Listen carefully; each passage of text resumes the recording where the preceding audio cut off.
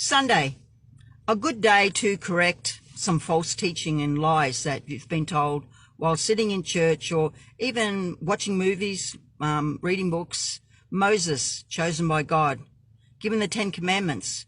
Most of the laws are based on that today.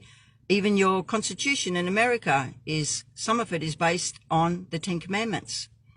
Moses, born in Africa, raised by Africans.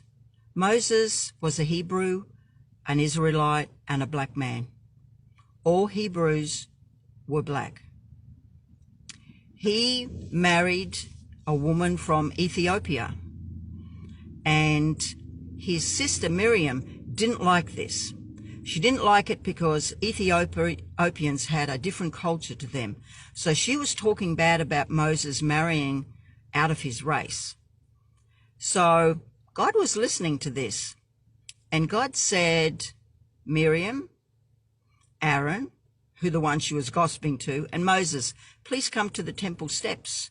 I have some things I want to speak to you about. So they were on the temple steps, and he said, Miriam, you have been talking about your brother Moses, slandering that he's marrying outside of his culture. That is a sin. He said, so for your punishment, I'm going to strike you with leprosy and whiteness. So she was struck to become a white leper.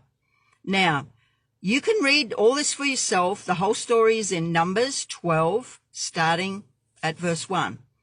So then Moses saw this, and he said, please, God, she's my sister. She probably didn't mean to talk about me like this. Please, I beg you, restore her back. I don't want my sister to be a leper.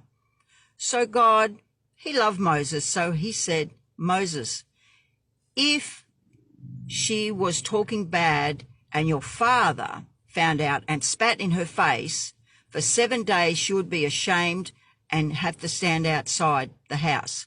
So for 7 days then, she will become a white leper. Then after 7 days, I will restore her.